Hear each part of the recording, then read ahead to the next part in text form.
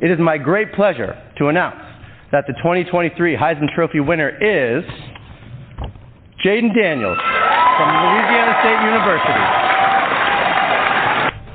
Thank you. This is a dream come true. I want to first give thanks to God, for all the glory. He's my rock, my savior. He blessed me with the talents and ability to get here, all the special people here to develop these skills. To Bo, Mike, and Marvin, you guys are amazing. I enjoy watching y'all, but the competition is never over. I look forward to seeing you guys on Sundays. I'd like to start the thing with a few thank yous. I learned from previous winners, the first lesson is becoming a great quarterback, you got to think your O-line first. Thank you guys for getting me here today in one piece. I know it wasn't easy. I scramble around a lot, but I love you guys. To Coach Kelly, Coach Frank, Coach Denbrock, and Coach Sloan, and the rest of the LSU football staff, thank you for trusting in me to lead your team. I learned so much from you guys. You took a kid from the West Coast and brought me back down to the Bayou. I'm forever thankful. I want to thank to every single LSU fan for having my back. I never seen fans pouring their hearts into a team like LSU. I really wish I could have brought you back another championship, but that was my plan. But God has other plans for me. And when you get knocked down, get back up, keep smiling, and never give up on your dreams. And I want to end a special thank you to Greg Brooks Jr. and his family. You gave me inspiration to continue on this journey of greatness and keep fighting. Thank you.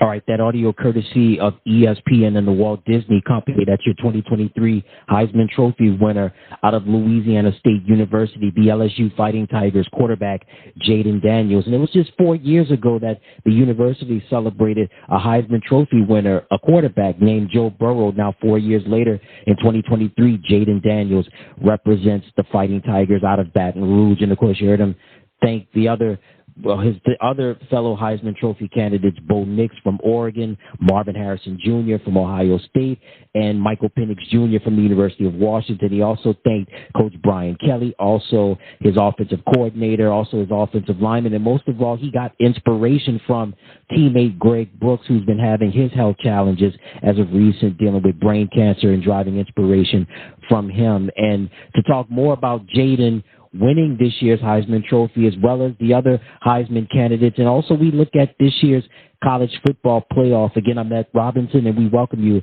to College Football Playoff Focus. And we have him back on the program, always giving us great insight on college football. Ladies and gentlemen, Eric Habersreiter. Yo, E, what's going on, my man?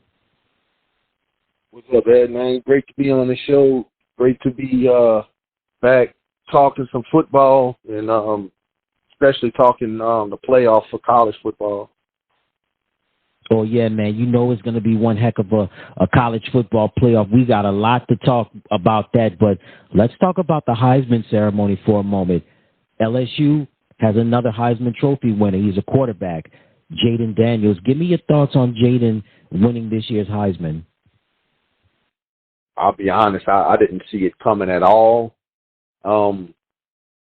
I think for the longest, for the first part of the season, it was still Caleb Williams, I think, the favorite. Then all of a sudden, Michael Penix Jr.'s name started popping into the college football world, and Bo Nix. And, of course, Marvin Harrison started off slow, and he started catching momentum. And I really didn't hear much about Jayden Daniels till probably the last month of the season. And it was crazy how he just popped on the scene like he did. Another transfer goes on to win a Heisman. So we'll want to talk this transfer portal thing. But at the end of the day, he earned it. He played some crazy numbers. I mean, he put up 50 touchdowns, over 1,000 yards rushing. So, but I thought it was still a close race all the way till they announced the name. I still wasn't 100% sure he would win. I thought it might have been Michael Penix Jr., but he came away with the win. And like you said, 4 years ago, Joe Burrow did it.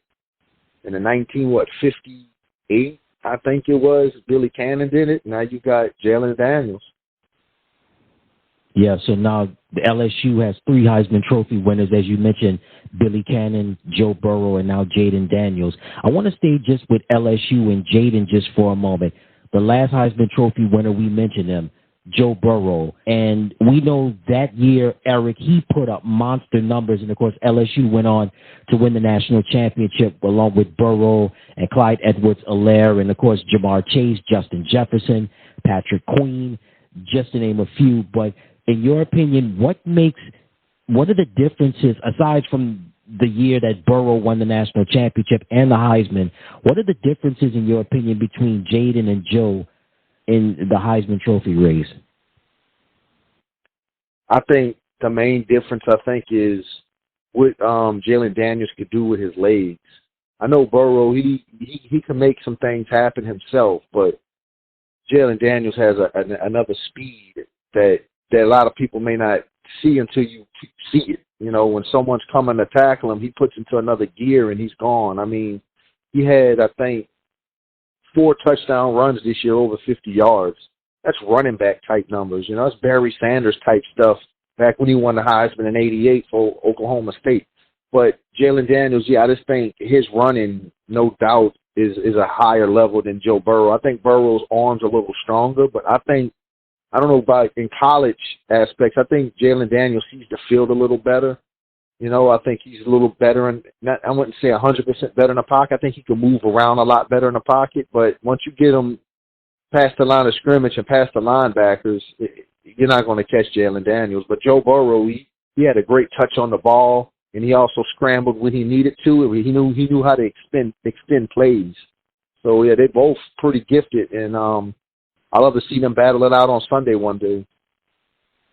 Yeah, it's definitely going to happen. It's definitely going to be in the not too distant future. We'll see not only Burrow. Well, we're seeing Burrow, but we're definitely going to see Jaden Daniels on Sunday. And Eric, you talked about Jaden Daniels. You would have least expected him to win the Heisman, and I was like that to a certain extent. We had talked about this, and you mentioned Bo Nix and Marvin Harrison Jr. I thought Michael Penix Jr. would come away winning the Heisman Trophy. But Jaden Daniels is somebody that he put up monster numbers, but he did it. It was kind of like slowly but surely. He went up like on a peak, and boy, when he set monster. He created. Not created, but what I should say is that he put up major statistics, not just throwing, but running the ball. Eric, I got to ask you this. We know college football is very loyal. College football is very regional, and people, as they say, they charge it to the game, or they stick to the script in terms of who they support, their teams, the mascots, booster clubs, and all of this other stuff. Michael Penix Jr. was on national television. He had some big national games. We know about Marvin Harrison Jr. We know about Bo Nix. Jaden Daniels didn't have a lot of nationally televised games. I mean, he was on cable, but he just didn't have any big nationally televised games. What do you think got him over the hump as opposed to the other candidates? Well, that's a good question. And you also got to look at how many games LSU lost this year. I think they lost 3 games, I believe. You know, Michael Penix, undefeated. 13-0, went on to win the game to get to the playoffs and against Oregon and the other Heisman candidate in Bo Nix. And I really didn't hear a lot of Jalen Daniels. Was the quiet storm, I would say, this year.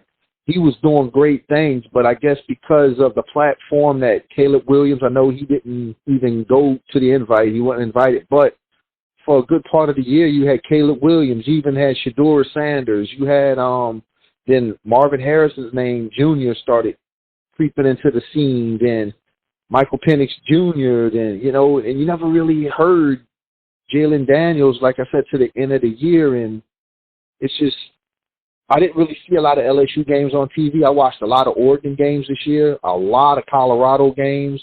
I've seen a good bit of Washington, but, man, it's just crazy how he just came into the scene, and his numbers you can't be denied. But I think the reason why I didn't really think he was going to get it was because of the win to losses. You don't really see a Heisman winner quarterback with more than 2 losses. But I guess that's how special this season was, because he won the Heisman. Yeah, indeed it was. Indeed it was a special year. It's just one of the things that caught my eye because again, you mentioned about you didn't watch a lot of LSU games, and LSU games were primarily on cable and regional networks. The only big national games that they had, if I'm not mistaken, was the Florida State game and the Alabama game. But we saw a lot of Penix and a lot of Bo Nix and of course Marvin Harrison. They had like big time nationally televised games. And you mentioned Oregon undefeated. Ohio State losing a game. Oregon wound up losing 2 games. So Washington's undefeated. So LSU losing 3 games. So that was just interesting to me right there. And I want to stay just kind of like with what we talked about earlier about just how college football has always been loyal and very regional. The Midwest we know is Michigan, Michigan State, and then you have Ohio State. The West Coast, primarily Washington. And then you have also the Pacific Northwest is Washington, and you got Oregon. LSU, SEC country. We know how that rolls, Louisiana, parts of Texas, so on and so forth. Do you think regional bias, do you think it was a matter in Jaden winning the vote, or do you think the whole nation was rallying around him to win the Heisman? I'll probably say the whole nation rallied around. And something I wanted to say, you said that LSU televised game against Florida State and Alabama, right? Yep, that's correct. And they lost both those games, right? Mm-hmm. And that's what's got me so thrown off with this Heisman this year, because I thought for sure Michael Penix gotten it, being undefeated. And the only 2 big televised games, Alabama and Florida State, LSU had, they lost them both. So I guess they just want to. I guess they might be approaching this differently now and giving the Heisman to who they think is the best player, regardless of record. Because if you go by record and accolades and big time wins, because Michael Penix Jr. knocked off Bo Nix twice on televised games and two really good games. So it's probably just nationwide. Everybody just, I guess, casted their votes. I don't know how they vote or how you become a Heisman Trophy voter. I guess maybe you had to be a Heisman Trophy winner in the past as well, and you might get a vote. I don't know if it works like that, but he got a lot of votes. And Michael Penix came in second, and it wasn't too far off, but he was off, I think, a couple hundred votes. But everybody voted for Jalen Daniels. I guess they like what they saw, and they liked his production. So he got the Heisman. Yeah, we do have the Heisman. Eric, I'm looking at the total votes right here. Jaden Daniels, of course, total votes 2,029. Michael Penix Jr., 1,701. And then we had Bo Nix, 885 votes, and then Marvin Harrison Jr. rounded out with 352. So, as they say, the people spoke. The voters, as you said, Eric, they thought Jaden was the right one for it, and he's our Heisman Trophy winner. Before we go into the playoff, I pulled up something here, Eric, and we talked about primetime games and LSU and so on and so forth. Do you know what was the most watched regular season college football game this year? LSU, Alabama? Mm-mm. Oregon, Washington? No.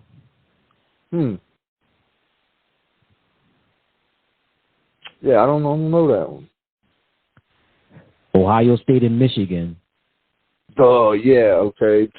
I was thinking about between the Heisman Trophy winners. Okay, yeah, no doubt. That's probably the most watched game every year. And, well, you did have a Heisman candidate in there in Marvin Harrison Jr., but, yeah, I could see definitely why that would be. Yep, Ohio State and Michigan was the most watched regular season game this year. Then we had Colorado and Oregon was number 2, and then Ohio State and Notre Dame was number 3. Penn State and Ohio State was number 4. Now you mentioned LSU. LSU and Alabama was the ninth most watched regular season game this year, and then LSU and Florida State was 6. So, and I'm gonna go out on a limb and say next year, Ohio State, Michigan is probably going to do it again. They're probably going to be the most watched game again. Mm-hmm. Yeah. That's a fun game. That's a fun game to watch. Oh yeah, bro. It's been a fun game for like decades, bro. And the games just get better and better. And certainly just want to we will just pass that information on to our listeners out there. But Jaden Daniels, our 2023 Heisman Trophy winner out of LSU, and certainly Eric, you mentioned LSU took advantage of the transfer portal. Him coming from Arizona State, making his mark with LSU in his second year as the Tiger starting quarterback, wins the Heisman. So now we took care of the Heisman. Now, Eric, we got the Heisman, big fish to fry, right? College football playoff, we got bigger fish to fry. So on New Year's Day, right, we've got Alabama, Michigan in the Rose Bowl in Pasadena, California. Then we got Texas and Washington in the Sugar Bowl in New Orleans. Let's start off with the Sugar Bowl for a moment in New Orleans between Texas and Washington. It's all about the quarterbacks, right? We got Quinn Ewers and Michael Penix Jr. Just give me your thoughts on what you got, what you see playing for the Sugar Bowl. There's going to be a lot of fireworks in this one. I mean, but also both of these teams also play pretty well defense, but I think these offenses, they're really going to showcase the talent that these offenses have. I think Michael Penix has a really good receiving core. He's got, I think his name, Uze. I guess I might be off a little bit with his name, but this dude is an NFL caliber receiver. You know, the thing about Texas, Quinn Ewers, man, I know he always seems to get hurt, man, and it kind of makes you wonder if he gets knocked out this game, will New Orleans' own Arch Manning come in this game in the Dome, place that his uncles played in, a place his grandpa played in for 10 years not say 10 years because it opened in 75, but, you know, his dad, Archie Manning, did a lot of great things in that Dome. So it's going to be a wild crowd, and I'm going to go Washington thinking, but it's a toss-up, and this is going to be a very competitive game. Whoever makes the less mistakes is most likely going to win. You got to be on top of your game here. This is win, go to the championship. This is the best against the best, and I think this game is going to set off this playoff because this is it after this year. There's no more 14 playoffs. So we get these 4 teams. Next year we get spoiled with a 12-team playoff. But right here, this is it. You win, you move on to the championship. It ain't move on to the next round or the semifinal. This is it. You win, you win the championship. So you got to play your A game. And I think we're going to see a lot of fireworks in this game. Yeah, bro. I think this is going to be the show stealer on New Year's Day, bro. Washington and Texas, Sugar Bowl, New Orleans. I mean, what more could you ask for, right? And the receiver that you were talking about with Washington, Rome Odunze, bro, he has had one heck of a year. And him and Michael Penix Jr., they've been like hand in glove almost, bro. And I think this is going to be an exciting game. It's interesting because we know Washington, they love passing the ball. Texas loves passing the ball, but Texas, they have that running game, bro. So it's going to be interesting what happens in New Orleans on New Year's Day with Washington and Texas in the Sugar Bowl. Let's talk now about the Rose Bowl in Pasadena, California. We got the number 1 team in the country, Michigan, going up against the number 4 team, Alabama. Bro, who would have thought, bro, in the middle of October, Alabama playing in the college football playoff, the chances were slim to none, bro, but they had a lot of help. They beat Georgia, they beat LSU, and and of course, unfortunately, Florida State got left out, but hey, it's Alabama, it's Michigan. Give me your thoughts on these 2 teams in the Rose Bowl. Yeah, either one of these could have been the number 1 seed. Either one of these 4 teams could have been. But the thing with Alabama, like you said, at one point, they wouldn't even thought about for the playoffs. You know, they benched Jalen Monroe, and then Jalen Monroe comes back after being benched the next game, and he has not stopped. I mean, he's been playing lights out. Unbelievable how he's been playing. Then, of course, they knock off Georgia, the number 1 team, 39 straight victories, and they knock Georgia off and stun the world and pretty much beat up on Georgia pretty good in that game. So they definitely earned their spot. I know Florida got left out, but SEC champion, beat the number 1 seed, beat the 2-time defending champion. You got to put Alabama in. Got to. Then you look at Michigan. Man, Jim Harbaugh's got that team playing great defense, some of the best defense I've seen, 85 Bears type defense. I'm being they're that good. They're a good defense. They cause turnovers, they stop the run, and they make your quarterback make mistakes. And this is going to be a chess match here. It's going to be, can Jalen Monroe not make that mistake? And could he not turn the ball over? And he may have to use his legs a lot in this game. But on the other side, you got J.J. McCarthy. That's the only knock I have against Michigan. I'm not saying J.J. McCarthy's not a good quarterback. I just think out of this whole playoff, he's the most inconsistent quarterback. I mean, they win, like I said, on a lot of good defense and good running. They run the ball very well. But if you look at some of the games, J.J. McCarthy, man, he misses a lot of throws. He overthrows some throws. He don't see some of the check downs, but they always have other great plays happen to cover for that. You can't do that against Alabama. So, man, this is going to be a chess match here. This is going to be an insane game. I mean, this could easily been the national championship game, you know. Michigan, Alabama, a lot of greatness here, a lot of Heisman Trophy winners through the years. So I'm definitely going to be tuning in, and this is going to be a crazy game. It's going to be a fun game. Yeah, it's going to be a fun game, too. We talked about the quarterbacks with Washington and Texas with Michael Penix Jr. and Quinn Ewers. And, of course, we have the quarterbacks. You mentioned Jalen Milroe for Alabama and J.J. McCarthy for Michigan. I want to ask you about a running back for Michigan named Blake Corum. We know Alabama's defense has been pretty good this year. How do you think Michigan's running game is going to fare against Alabama's defense? I know Alabama better be ready to stop the run, because Corum is not a joke. He's one of the greatest running backs, in my opinion, to play in Michigan. He is a touchdown machine. I think he set the record this year for most rushing touchdowns in a single season for Michigan. I think something like 22 or something. Very good running back. But a lot of people don't realize he could also catch out the backfield. I've seen him, every game I've watched, I've seen him catch. I'm not going to say he's putting up Marshall Faulk, Alvin Kamara receptions a game, but when they throw it to him, he catches it. He don't drop it. So that could be something they might do in this game, because they don't do it a lot, but they do it somewhat, and he catches it. They might decide, you know what, we're going to throw it to Corum out the backfield a little bit more, something they don't expect, because he's a good receiver out the backfield. And like I say, he can run between the tackles, and usually the first man don't take him down. So they're going to have to rally to the ball and stop him. If not, he's going to make Alabama's night very long. Yeah, man, it's definitely going to be a challenge right there. We know Blake Corum, he's a north and south runner, but Alabama, they've got the studs on the defensive side, so it's definitely going to be a challenge on New Year's Day in Pasadena, California, with the Rose Bowl between Michigan and Alabama. All right, Eric, let's start off with the Rose Bowl, Michigan and Alabama. Who do you think wins and why? Ooh, man, I'm going to go Alabama. I just think they're more of a well-rounded team. I think they have a good defense. I'm not saying their defense is as good as Michigan, but I think they're good. Their defense is good enough to make J.J. McCarthy make the mistakes. And I like Jalen at quarterback. I think his legs are going to save them a lot.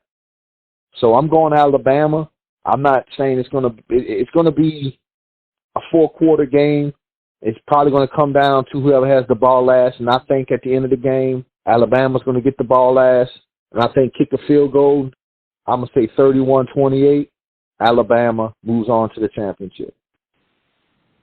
All right, let's move over now to the Sugar Bowl in New Orleans with Washington and Texas. Who wins and why? I'm going to say Washington, man. They're so good when it comes to third down conversions, man. If you look at their percentage on third down conversions, and a lot of the times if it's 3rd and 5, they're getting 20, 15 yards on a conversion. It's like, how can someone be that open? That's called technique, and that's called putting in the right play at the right time. I think Texas secondary at times is a little suspect, and Quinn Ewers also. I always say nothing against Brett Favre. I think Brett Favre is no doubt one of the greatest quarterbacks ever played the game. But he's the type of person that He don't care. 3-on-1, I'm throwing it. Interception. Look what he did against the Saints with Minnesota in the NFC Championship game. He tried to throw across his body. Tracy Porter picks it off. That's what I'm saying about Quinn Ewers. He's that type of quarterback where he's going to make mistakes, man. But he's going to make plays, but he's going to make – and these mistakes going to cost him against Washington. Can't turn the ball over. Got to convert. And a lot of the times, I just think he tries to make all the throws, and sometimes I think he gets greedy on like a 2nd and 1. He's going to try to throw it 30 yards down the field and interception, or as he goes to throw, hit fumble. So it's going to come down to good quarterback play from Quinn Ewers. But I just think Michael Penix and Washington, they have yet to lose this year. They got a lot of confidence, a lot of great players.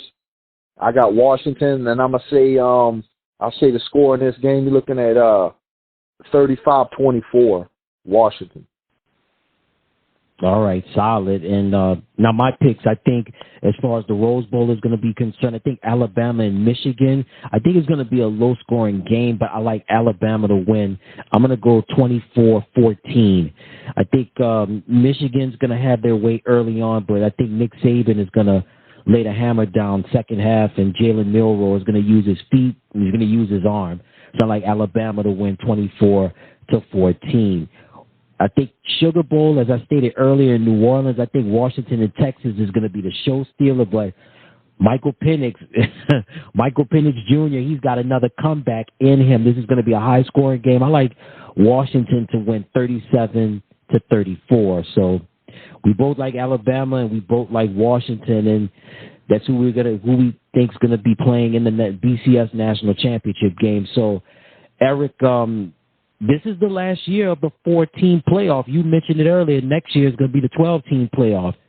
Just kind of give me your thoughts on what we can expect for the 12-team playoff. Do you like it? Do you see schools from smaller conferences could be playing maybe in the college foot, the Final Four in the future? If these schools could get ranked, at least in the top 15, and I'm loving it for a few different reasons, and I'm going to give you a couple. For one, Florida State would get in. It would be 12 teams. Then, of course, the way Jalen Daniels was playing the last month of the season, you might not want to see LSU. They would have gotten in. Ohio State would have gotten in. So Oregon might have gotten in. Notre Dame might have slid in there. So with all that, anything could happen. Anybody could go on a run. And when you get hot, you get hot. So I'm going to enjoy this 4-game playoff this year. It looks amazing. But next year's playoff, it's going to be a all-out brawl, because teams that got snubbed the last few years, like if you remember a couple of years back, Ohio State got snubbed. And everybody was kind of upset. Now it's Florida State. They all upset. Well, next year, like I said, Florida State would get in. And like I said, Heisman Trophy winner Jalen Monroe and LSU playing some good football down the road, as end of the season. They might have slid in there too. So, yeah, I'm loving the 12-team playoff. I hope they don't go no more than that. I think 12 is enough. And I think that's going to give a great run for a championship. And you could really say world champs, because no matter who wins this year, somebody's going to say, well, Florida State would have got in. They wouldn't have won. Or if LSU would have got in, or if Ohio State, well, next year all those questions will be answered, because all of them will get in if they play the way they played this season. But they're not in this year. This year you see who we got. We got Washington, Texas, Alabama, Michigan, Rose Bowl, Sugar Bowl. We're going to rock this 4 games. And next year it's going to be the 12-team. And I'm liking that. And I said it years back. I always thought they should expand that, and they are. And I'm ready. I'm ready to see it. But I'm also ready for this year's playoff too. I think this is probably the most competitive playoff I've seen in a while, and anybody could win. And we've got our picks. That's just who we think could win. But at the end of the day, it's whoever performs, whoever plays consistent is going to win the games. And man, this is exciting. I can't wait for January 1st. I can't wait either. And you know what, Eric? For years we had been talking about they need to expand the playoff. They need to expand from 4 to maybe 8. Well, guess what? Next year, they're going to go from 4 to 12. So, hey, now let's see what happens now because, you know, as you mentioned about Ohio State getting snubbed several years ago. You remember Oregon got snubbed a couple of years ago as well. We saw it this year with Florida State, but now, man, all that's going to be put to rest starting next year. But right now, man, like you said, we got a great 4. We got a great Final Four in the college football playoff. It's exciting with the Rose Bowl, Michigan and Alabama, Sugar Bowl, Washington and Texas. Eric, any final thoughts you have on whether it be with the college football playoff or the Heisman or anything you want to, have on your mind? I just want to say, man, it was a great college season. It's kind of crazy that Saturday's no college football this weekend. Last weekend you had the Navy and Army. This upcoming Saturday, no college football, and got some NFL, but no college, man. It went by so fast, so I'm appreciating it a lot better when these bowl games start up, and I'm going to watch every bowl game I could watch and watch that championship game and see what happens with this transfer portal, see who's staying. I think Marvin Harrison is staying in Ohio State. In my opinion, I think he's going to stay. So this time next year, we're going to be talking 12-team playoff, and it's anybody's game then. So, but, yeah, great year. Just looking forward to the championship games now. January 1st can't get here soon enough. Bruh, you mentioned the transfer portal. The transfer portal and the NIL, bruh, changed everything in college football, man. And definitely the transfer portal is already heating up, man. And Eric, again, as always, thank you so much, my man. We definitely got to do this again, man. Thanks again. If you want to come back on, just feel free to let us know. Thanks for having me, man. Awesome. No doubt, and that's going to do it for this edition of College Football Playoff Focus. He's Eric Habisreiniger. I'm Ed Robinson saying so long, and we're going to leave you now once again with this audio courtesy of ESPN and the Walt Disney Company. Jaden Daniels, quarterback for LSU, winning the 2023 Heisman Trophy. Until next time, everybody, so long. It is my great pleasure to announce that the 2023 Heisman Trophy winner is Jaden Daniels from Louisiana State University. Thank you. This is a dream come true. I want to first give thanks to God, for all the glory. He's my rock, my savior. He blessed me with the talents and ability to get here, all the special people here to develop these skills. To Bo, Mike, and Marvin, you guys are amazing. I enjoy watching y'all, but the competition is never over. I look forward to seeing you guys on Sundays. I'd like to start the thing with a few thank yous. I learned from previous winners, the first lesson is becoming a great quarterback, you got to think your O-line first. Thank you guys for getting me here today in one piece. I know it wasn't easy. I scramble around a lot, but I love you guys. To Coach Kelly, Coach Frank, Coach Denbrock, and Coach Sloan, and the rest of the LSU football staff, thank you for trusting in me to lead your team. I learned so much from you guys. You took a kid from the West Coast and brought me back down to the Bayou. I'm forever thankful. I want to thank every single LSU fan for having my back. I've never seen fans pouring their hearts into a team like LSU. I really wish I could have brought you back another championship, but that was my plan. But God has other plans for me. And when you get knocked down, get back up, keep smiling, and never give up on your dreams. And I want to end a special thank you to Greg Brooks Jr. and his family. You gave me inspiration to continue on this journey of greatness and keep fighting. Thank you.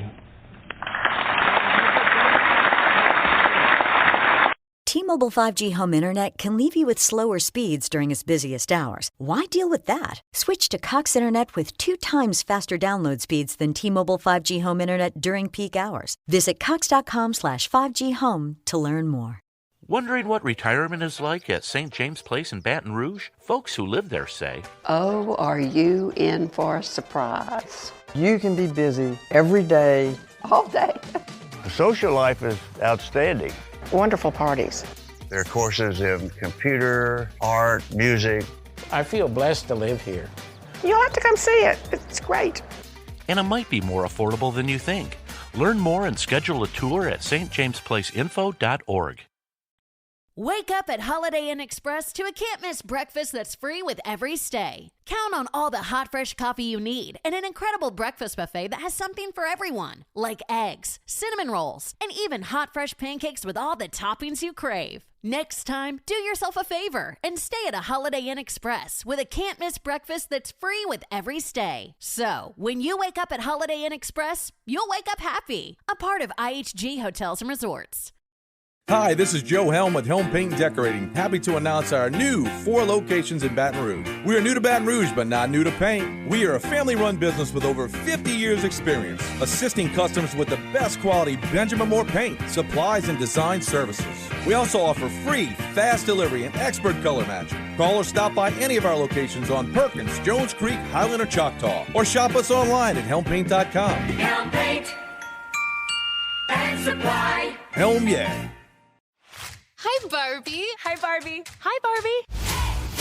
I'm Margot Robbie, and I play Barbie. And I'm Ryan Gosling, and I play Ken. Max is now the exclusive streaming home of Barbie. So cool. And the Max with Ads plan is included with your Cricket $60 unlimited plan at no additional cost. Log in with your Cricket username and password to experience Max on all your favorite devices. This is the best day ever. It is the best day ever. Don't miss Barbie, now streaming on Max. Phone plan streams in standard definition. Programming subject to change. Fees, terms, and restrictions apply. See cricketwireless.com for details.